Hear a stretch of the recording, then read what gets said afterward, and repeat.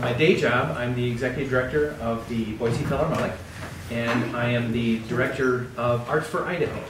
And we are thrilled to have this event that would not have happened in any way, shape, or form without Tara and Dan. And we'll be talking about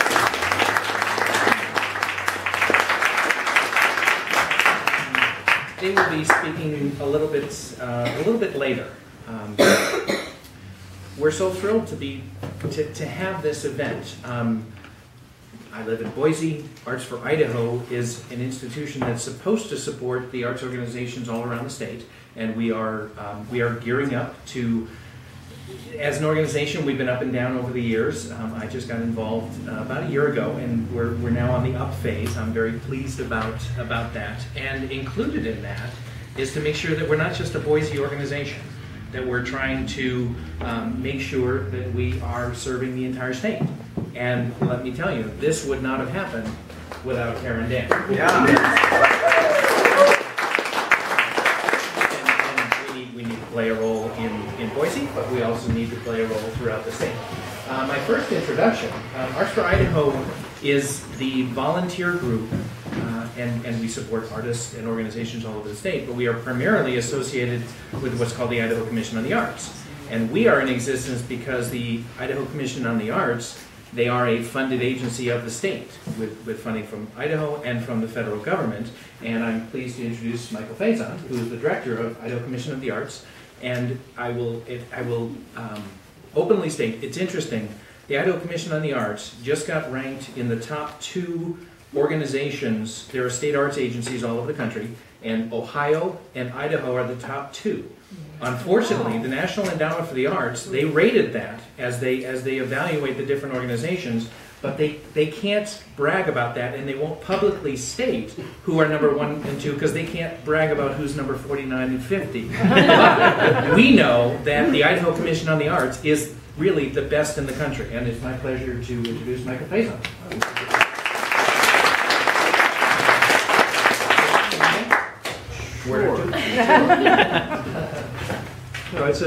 My name is Michael Faison. I'm the director of the Idaho Commission on the Arts, and it's just a great pleasure to be here. We had a commission meeting yesterday, actually, and Tom was there as well. And I raced out of that meeting to get here because of this event, and it was very exciting to do so because I've been spending the day here wandering around to the artist studios and galleries and seeing the marvelous work that's happening here at St. Anthony. And marveling at this place, actually. It's astounding what you guys are achieving here through a lot of sweat equity and just good work. It's a privilege to be here and to help support this work as we do try to support the work across the state of people in the arts and how that cements communities together. By the way, I don't know, I hope I'm not overstepping myself here, but we have some dignitaries, and there's one of whom it was a really pleasant surprise to see him here. And you know, in state government, I'm in state government, of course, and I have the privilege sometimes in state government to work with people who are true civil servants and civic servants. And one of those is here with us tonight. And this is Representative Max Shirley, who is here. And I just want to recognize him because you will not find a stronger proponent for communities and for education in general, and especially for art education and music education than Max Shirley. So thank you.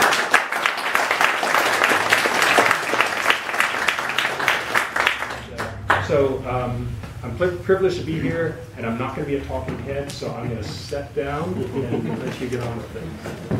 Well, thank you, Michael. You took one of my introductions because that was on the list. But no, thank you. I'm also amazed. I saw the mayor here. The mayor. Where is? He's like, Please help me welcome Mayor Neil Thusen. Okay.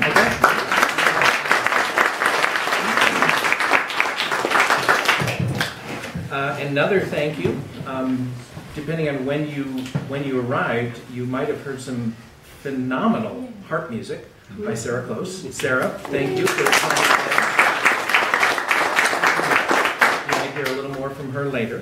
And I also, I've learned long ago, as we introduced many people, my wife is here as well.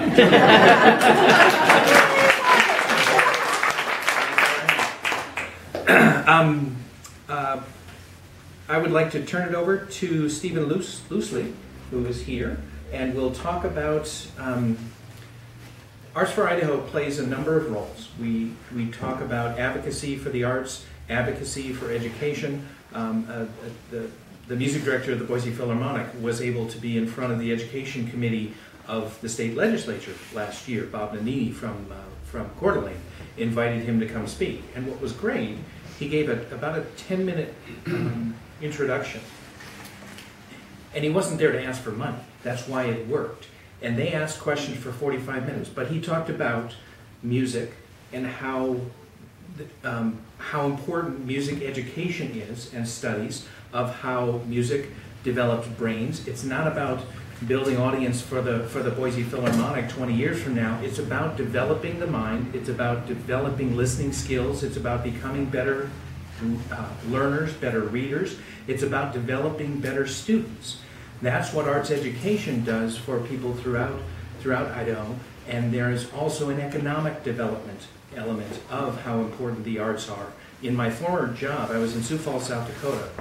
And what was interesting, the gentleman who ran what was called the Development Foundation, he was involved with recruiting businesses to move to Sioux Falls, South Dakota. And what was great, he had no interest in the arts in any way, shape, or form. He couldn't be caught dead going to a Broadway show, coming to the symphony. But we had a fantastic concert hall. He was a sports and hunting guy, but he became the biggest advocate for the arts because he had company after company that chose to move to Sioux Falls, South Dakota. He had his stump speech of no state income tax, that was South Dakota, no corporate tax, good work ethic. There were a lot of selling points as he was talking about moving to Sioux Falls, South Dakota. But after the concert hall opened in 1999, he had company after company that chose Sioux Falls over Fargo or Omaha or Des Moines because of the employees and the business leaders said, we want to move to Sioux Falls instead of those other places because of the arts. And Steve will talk a little bit about economic development and what the arts can do for a community. Please have you welcome, Steve.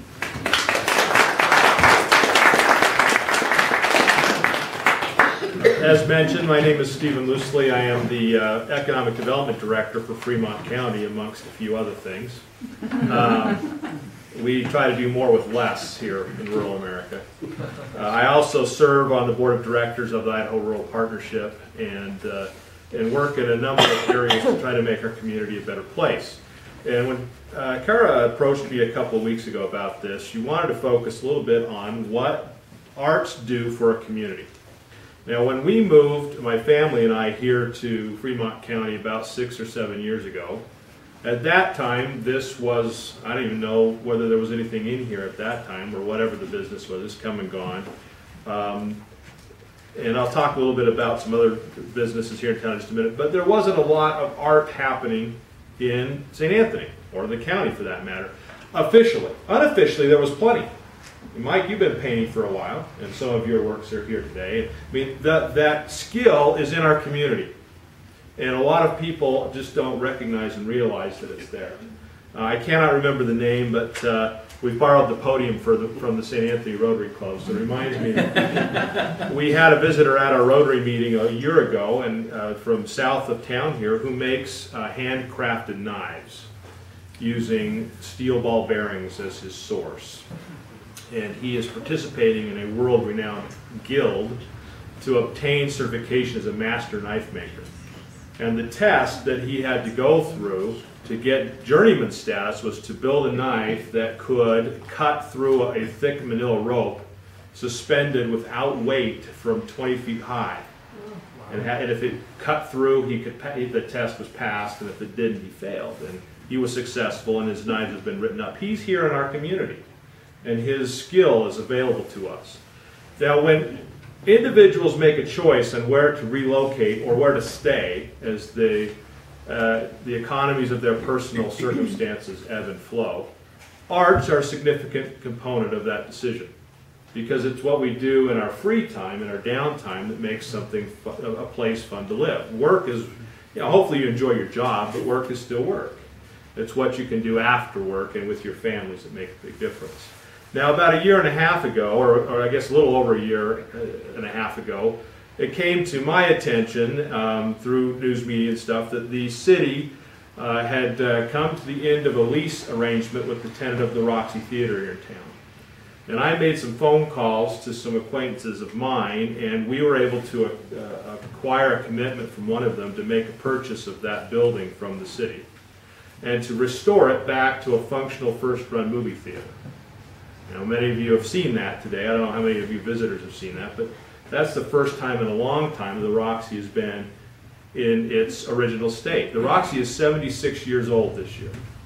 Now, it's gone through all sorts of renovations out front, but inside, if you haven't been, I'd invite you to at least pop in and look. It's very much the authentic facility inside that it's always been, a kind of an Art Deco era movie theater. And that's part of the arts, that's the motion pictures component.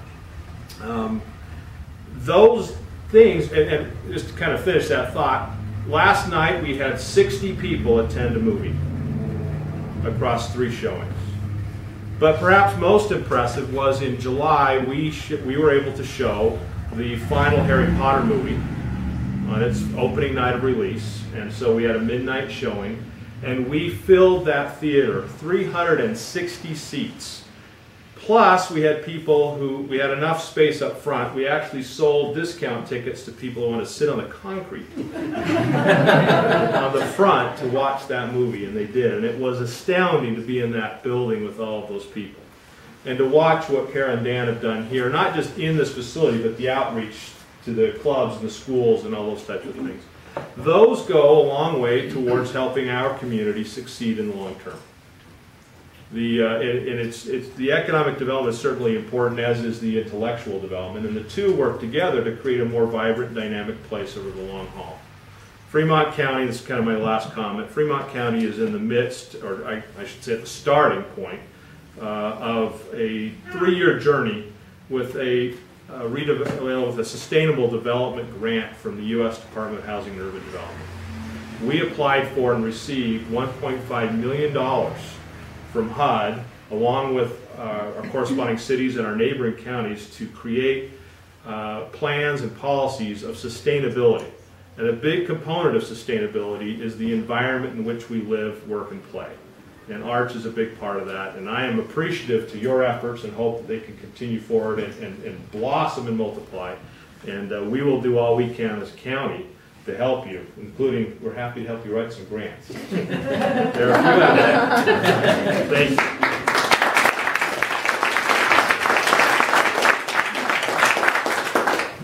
Thank you, Steve. It's now my pleasure to introduce Dr. Peggy Wenner. She's the Humanities Coordinator of the Idaho State Department of Education. Peggy.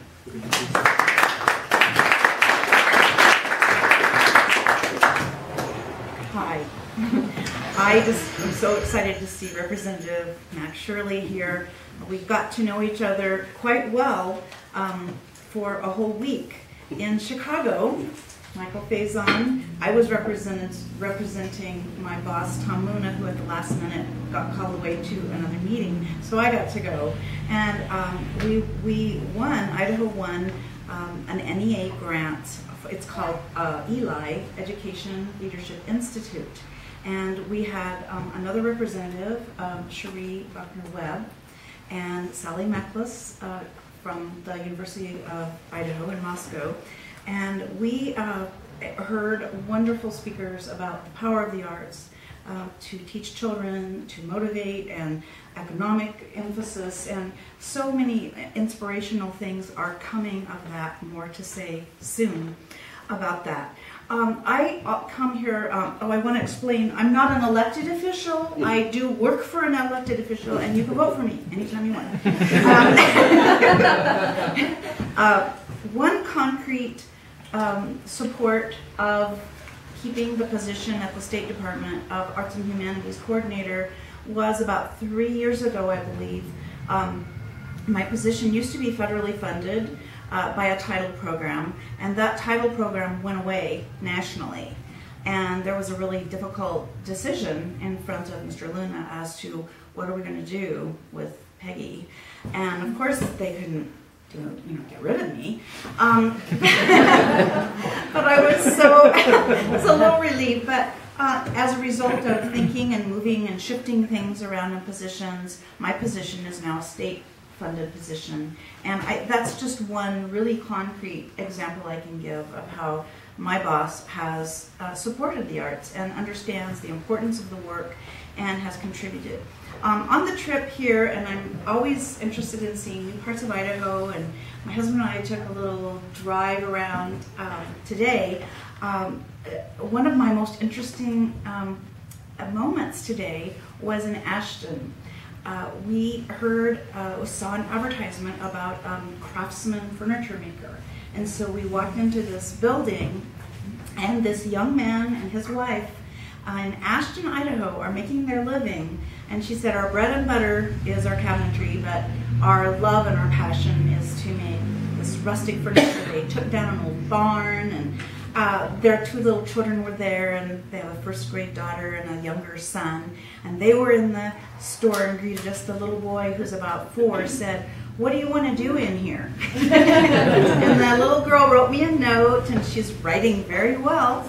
So I was just so pleased to find that these 2 young people who are not from here, as you said, chose to make their living as craftsmen. And I see lots of ways to spend that federal money on new stained glass windows and all these buildings here, and we had a conversation about that. I know you're on it.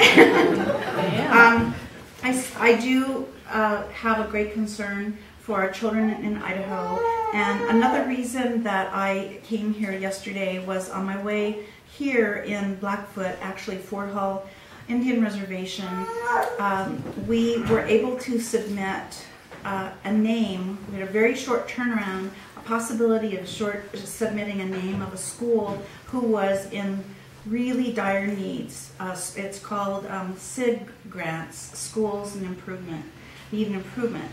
And so we submitted Fort Hall Elementary as one possible school. And the President's Commission on the Arts and Humanities is visiting them on the last day of February. I'm going there as a possible site visit, and only 5 to 10 schools nationwide will be infused with dollars to show how the arts can raise academic performance. And so you can just kind of be thinking about them if you hear something more, but just the fact that our nomination got them on the radar, and 3 people are coming from the President's Commission on the Arts and Humanities. And I don't know how much money is involved, but I have a feeling it's a good amount of money because they're concentrating it on just a few schools. And I assured the vice superintendent, and the federal programs director, Esperanza Taylor, that we will help your children. If we don't get this grant, we will help them. And Michael has been so wonderful and generous through the Idaho Commission on the Arts. My colleague Ruth Peaceman, who is the arts education director for Michael, she and I have worked for almost a decade on a summer institute for elementary teachers called Arts Powered Schools. And if you ever just want to Google Arts Powered Schools, you will see how right now we have about 100 teachers who come for a whole week to learn how they can infuse arts education into their regular classrooms. So now I'm going to read a letter from my boss, Superintendent Tom Luna, and I will leave it with you. Dear members of the Eastern Idaho Assembly for the Arts, I would like to take this opportunity to thank you for your important work in support of the arts in Idaho. I salute your emphasis on the contribution of arts and culture in all locations, particularly rural locations.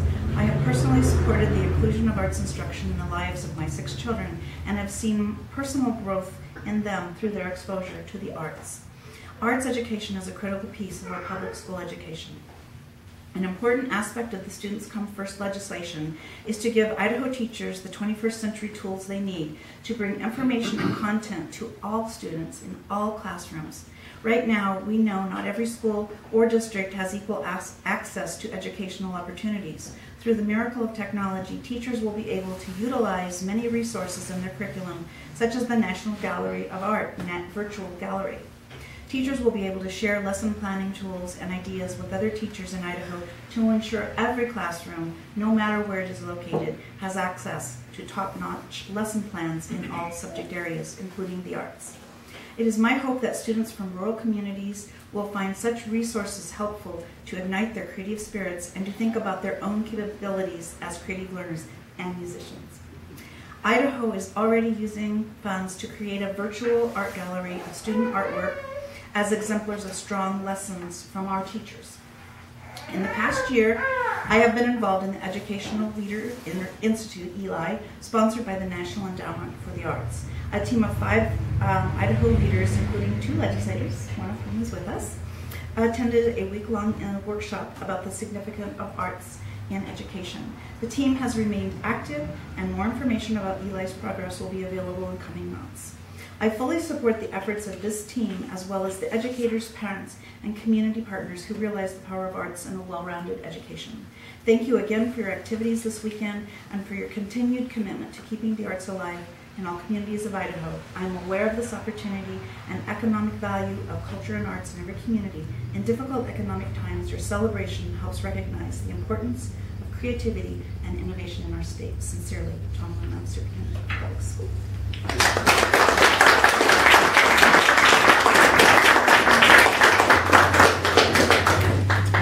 Thank you so much. I also have a few letters. I won't read. We have one from the governor, one from the lieutenant governor, and also one from Representative Mike Simpson. But I think this whole event, this whole weekend of activities wouldn't have happened without Kara and Dan. They really, I mean, they made it happen. So I think the most important part of the evening is to turn it over to the 2 of you to make some comments and talk about the Idaho Art Lab and all you're doing here. Thank you.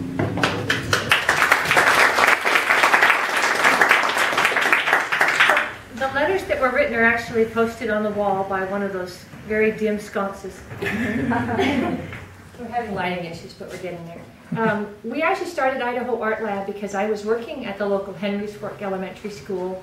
I was in the Title I office, and that gives me an opportunity to assist every teacher in the school. And we just realized how low the budget was and the time constraints were terrible. So our local school was having no chance to do arts, visual, music, dance, theater. At the time in 2009, they were even, going to drop the PE, which was another passion of mine. I'm like, no. So it just made us talk and think. And Dan and I married about 2 years ago. And I said, what do you want to do, honey? And he said, I want to be an art teacher. And we looked at the schools and thought, it's probably not going to happen right now. Because they're more getting laid off than hired. And so we realized that to get arts in the schools and to try to help reintegrate arts in the community, we'd probably have to do it ourselves to give him a chance to teach art. He's really good at it, by the way. And so we started thinking about this, and in August of 2010, we got artists together, had a brainstorming session, did that a couple times, and started the remodel of this building in November of 2010. And we used the St. Anthony Work Camp inmates to do that. They provided 3 months of labor free as a donation to the community. Everything you see here has been donated by somebody in the community or in Idaho, right down to the sheetrock and the nails. We didn't have any grants to work with, so we just got her done by asking a lot. And they came through for us. It's an amazing community. So we have about March of 2011, the gallery opened. And about 6 months ago, the art center opened during construction. It was pretty rough right in the beginning, but we could do art, so we opened it. And a month ago, we got the ceramics and pottery up and running, and that will be our income source to help us possibly gain a salary. And so far, we've been able to do the overhead just fine with what we bring in. Our future plans, probably springtime, is to get the photography darkroom in place, and that'll be for medium and large format photographers. Cartoon animation stations with a bank of light tables, copy stands, and computers. and then a scroll saw woodworking workshop. All the equipment has been donated. We just need time to put it in place. And then we're thinking somewhere around winter time, and hopefully not later, but probably at least winter, the screen printing shop, the expanded pottery wheels, more pottery wheels. We'll move downstairs, and then we'll have a metal sign shop. And so we'll pretty much be the most diverse art center in Idaho. And it's all come from the need, from the community seeing that need and saying, how can I help? And we are a rather poor community. We're actually at a poverty rate in this county up to 43% of the community in the Fremont County area around here. So people just give of their time and they give of themselves and they say, you know what, I've got an extra potter's wheel and if I can come play with it there, you can have it. It's been amazing. So I'm just, sometimes I'm floored by what happens when you ask. I'm going to have Dan just talk just a little bit about the people that use the center and how it's been amazing who we've had in here and who we didn't even know we benefit. So.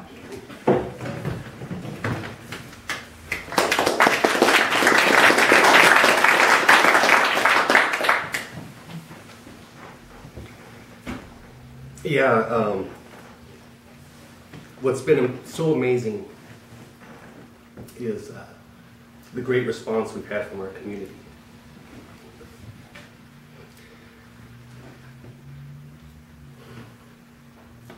Okay, yeah. I didn't write notes for you, sorry.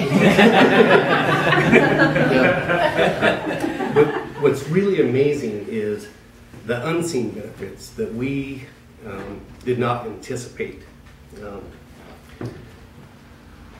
I volunteer a lot over at Homestead, and there's a lot of elderly people there, and they're dealing with their own problems.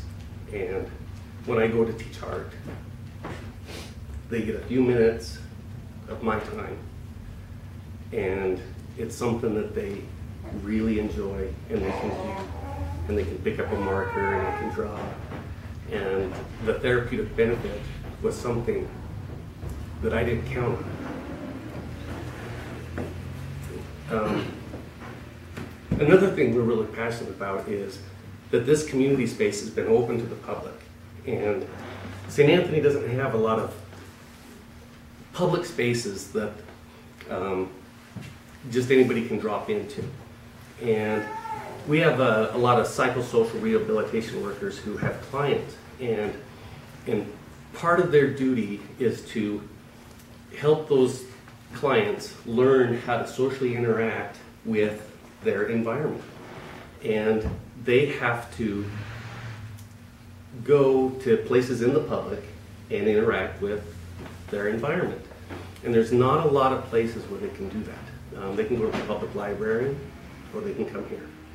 And it is amazing to see how a PSR worker can relate with their client when the client is in an unthreatening environment and they're free to be drawing and talking about their daily issues.